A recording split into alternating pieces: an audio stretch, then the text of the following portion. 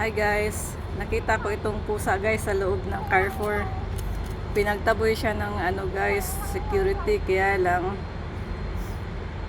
dahan-dahan namin siyang pinalabas guys. Oh no, what happened to you, meow? What happened to your stomach? Gutom na gutom siya guys, she is so hungry.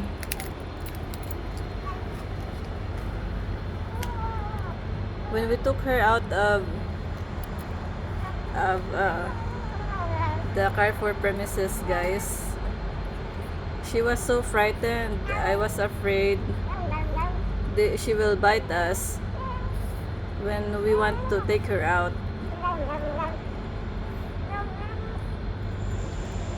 The security guys, she even gave me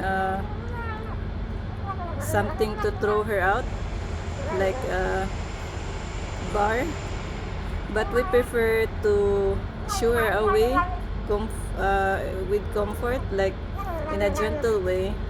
No need to hit the poor cat.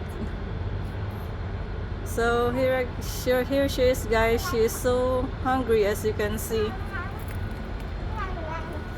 Glad that I have some food with me, chicken and kubus, so I gave it away to her, and she is indeed very hungry guys. So that's it guys. I'm afraid of her, but I need to help her guys, just giving something away, just a little bit of kindness. Oh guys, I can see she's really sick. Just a little bit of kindness to these poor animals.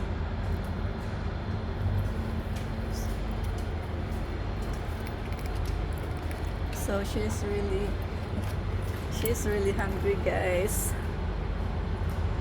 Meow. Meow, kain ka lang, meow. You eat, meow, that's yours. Everything is yours, okay? Meow? You eat, meow, okay? Are you okay, meow? It's all yours, okay? So yun guys. Ito lang yung araw ko ngayon guys. Pauwi na po ako.